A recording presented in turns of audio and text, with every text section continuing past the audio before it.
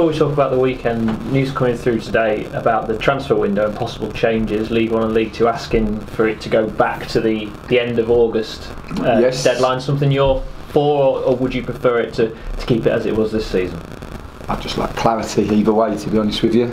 For us, I think we were happy with it how it was, and we're happy with how it was this season. So either or, but just need to know so that we can put the necessary plans in place. I suppose if I had a preference, it would be to close it before the start of the season, because I think then you've got to work through the summer then, and that we always feel gives us an advantage. Yeah, I suppose it's one of them, isn't it? It's some clubs will want to have that extended time. So if they have a bad first couple of weeks and they suddenly realise they need a centre half or they need a centre forward, they have that opportunity to make up for the wrongs. Yeah, I think so. I think it gives them the wiggle room, doesn't it? If you bring it back later in August, and it also keeps the window open longer, so those clubs that are selling clubs have more of an opportunity to move players on. Personally, I just like to know what I've got to work with, and once the season starts, want to be able to work with that group, and so I'm more of an advocate, I suppose, of it closing before the window starts, and from sort of footballing and coaching perspectives, but ultimately, we'll adapt accordingly, and but we just would like clarity, because then obviously we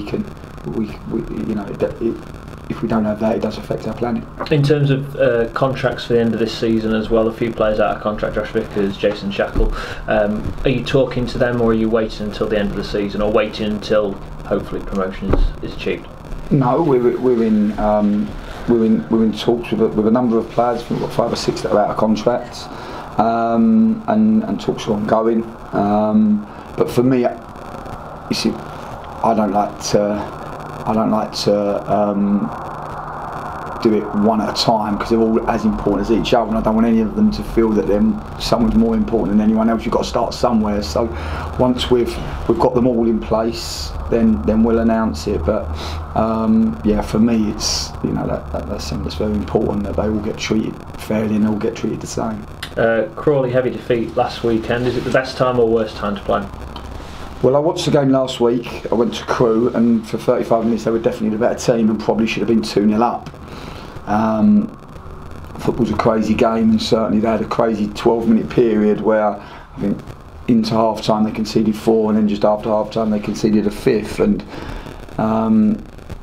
that's difficult for any team to come back from. But it was a crazy period, and it certainly didn't run with their start to the game, because they were excellent. They possessed the ball well, built their play really, really well. Boys in midfield can handle the ball well. They've got some pace and athleticism in higher up the pitch. Wes Palmer was a real handful, and scored a goal. Could have had a second and even a third. So, it was a crazy game that probably we won't read too much into. Certainly they would have been disappointed with the end outcome, and we're expected a wounded animal come Saturday. And their home record's been good, particularly against the top 8. They've accumulated a lot of points against the top 8 at home. So we've got to be very respectful of them. We genuinely anticipate it to be our toughest game of the season, and we have to prepare accordingly. On Wes Palmer, unpredictable to say the least, but he does seem to have a knack of doing well against his old clubs. He's a good player. He's got some fantastic physical qualities. He's a handful in terms of being 6'5". He's got athleticism and can stretch it. He can also keep the ball up the pitch, and always carries a goal threat. So no, we enjoyed working with Ollie. He's a fun guy, and we look forward to seeing him on Saturday. Jason Shackle, how's he getting on? Yeah, good. So we're hopeful that he'll be available for the weekend. And Lee Frackington was on the bench the other night, but is he going to be on the bench with the ability to play? Yes, I think so. Yeah, he's trained and will train again tomorrow, and the plan is that he'll be available for selection from the beginning if we decide to play.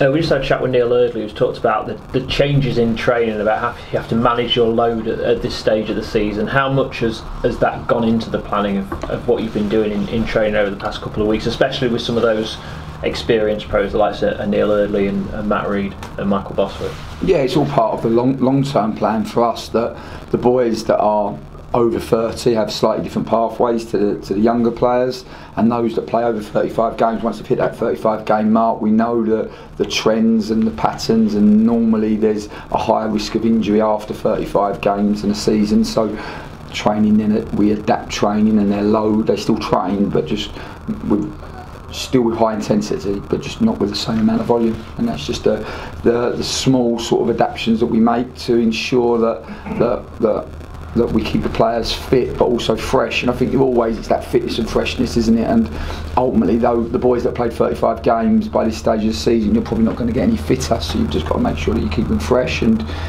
there's many different ways to train, not just always on the grass. We do a lot of training in the video room, doing collective work, doing departmental work or individual work. So no, there's all different ways to train, and we just look to try to find the right balance for the right player for this stage of the season.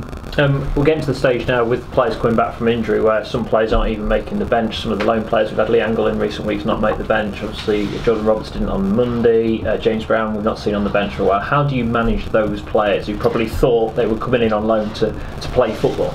Well, I think you have a squad of 20, 22. We've probably got the smallest squad in the league. So, we went to Morecambe 3-4 weeks ago. They had 6 out. They had 6 training before the game. So, for us, our squad's quite small. So, there's an opportunity for everybody because we don't have more than 2 players for any set position. So, there's a clear pathway for everybody. The boys that come in January understand the situation. The team's done consistently well, and we haven't been beaten in this calendar year in the league. So as a consequence, when you're top and you've been on a good run, I suppose the personal changes are less, and it's hard because the players are players. They want to play, and they love playing football, and it's not nice to starve them of something that they love. But we try to look after them physically, mentally. Certainly, in training we do lots of individual work with them. Today we've done quite a lot of individual work with the boys that are just outside the squad, because they can have a little bit more load, and keep trying to add to their game, and making sure that they stay physically and mentally prepared, so if and when the opportunity comes, they're ready to take it.